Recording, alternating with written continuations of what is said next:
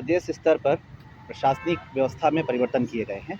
तो प्रशासनिक सेवा संघ के जो हमारा कनिष्ठ प्रशासनिक सेवा संघ है, उसके द्वारा ये बात रखी गई है कि जो परिवर्तन किए गए हैं, उन परिवर्तनों में बहुत सारी अव्यवहारिक चीज़ें की गई हैं।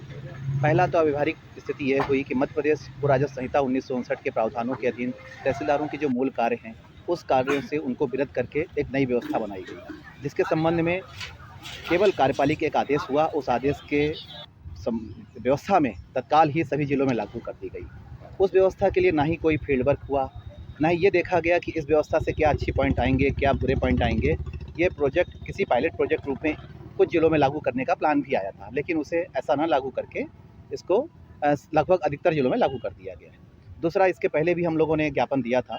उस समय माननीय PS महोदय और राजस्व मंत्री महोदय की तरफ से आश्वासन आया था संघ को कि हम जो है इस व्यवस्था में रोल बैक करेंगे और इसमें जो भी समुचित संशोधन है, संसाधन है, वो उपलब्ध कराएंगे। लेकिन उन सभी आश्वासनों का कोई भी पालन नहीं किया गया। इसलिए राजस्व संघ जो है पूरा प्रदेश स्तर पे इस बात के लिए मजबूर हो गया कि हमें जो है वापस से ये आंदोलन करना पड़ेगा। दूसरी चीज़ हम आपको बता देना चाहते हैं कि हम लोग किसी भी तरीके से ये नहीं चाहते हैं कि जनता का नुकसान हो, लेकिन ये व्यवस्था से मूल रूप से जनता को नुकसान होना है। इसका सबसे महत्वपूर्ण कारण ये है, जैसे राजस्व न्यायालय है, राजस्व न्यायालय छोटे छोटे न्यायालय स्थान विशेष पर बनाए गए। अगर उन न्यायालयों में अलग अलग अधिकारी जब बैठता है तो कार्य जनता के आसानी से होते हैं। वहाँ पर संसाधन उपलब्ध कराने की जगह पर सारे न्यायालय, अधिकतर न्यायालय एक कर दिए गए हैं और एक अधिकारी वहाँ बैठाया गया है। तो जैसे हम यहाँ देखेंगे, बड़वारा का देखेंगे पास में ही, और ऐसे यहाँ पर कटनी ग्रामीण में भी देखें, कटनी नगर में देखें, दोनों तीनों न्यायालयों को पहले जो डिवाइड किया गया, उनको वापस बाद में एक कर दिया गया। तो पहले ये व्यवस्था इसलिए बनाई गई थी कि अलग करने की व्यवस्था इसलिए बनाई गई थी कि ताकि जनता को सुलभ न्याय मिल सके और समुचित रूप से न्याय मिल सके। सर, आज क्या किया फिर आप लोगों ने?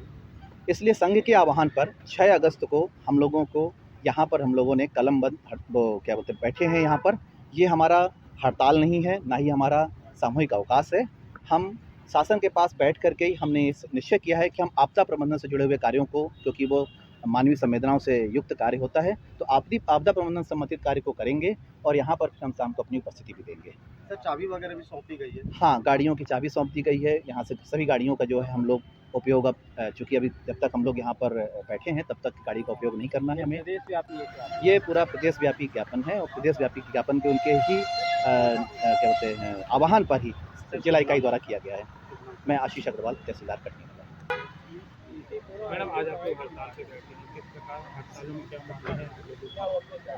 कनिष्ठ प्रशासनिक संघ पूरे प्रदेश स्तर पर जो हड़ताल का, एक्चुअली में इसको हम हड़ताल नहीं कह रहे हैं, बल्कि हम कार्य से विरत हो करके अपने विरोध का प्रदर्शन कर रहे हैं। और हमारा विरोध का मुख्य कारण यह है कि शासन के द्वारा जो हाल ही में नीति लाई गई है, जिसके तहत न्यायिक और गैर न्यायिक में विभाजन किया गया है, जबकि राजस्व विभाग का मूल कार्य न्यायिक कार्य है और अतिरिक्त में हम कार्यपालिक मजिस्ट्रेट के रूप में कार्य करते थे, जबकि दोनों का समायोजन हम एक साथ भली भांति कर पाते थे। लेकिन उसके बाद भी शासन के द्वारा यह नीति लाई गई, जो कि किसी भी दृष्टि से ना तो जनहित में है और ना ही हम तहसीलदारों के हित में है, क्योंकि हमें अब हमारे मूल कार्य से विरत किया जा रहा है, जो कि उचित नहीं है। अतः यह हमारा विरोध प्रदर्शन तब तक जारी रहेगा जब तक शासन के द्वारा यह नीति पूर्ण रूप से वापस नहीं ली जाती। धन्यवाद। साक्षी शुक्ला, नायब तहसीलदार कटनी।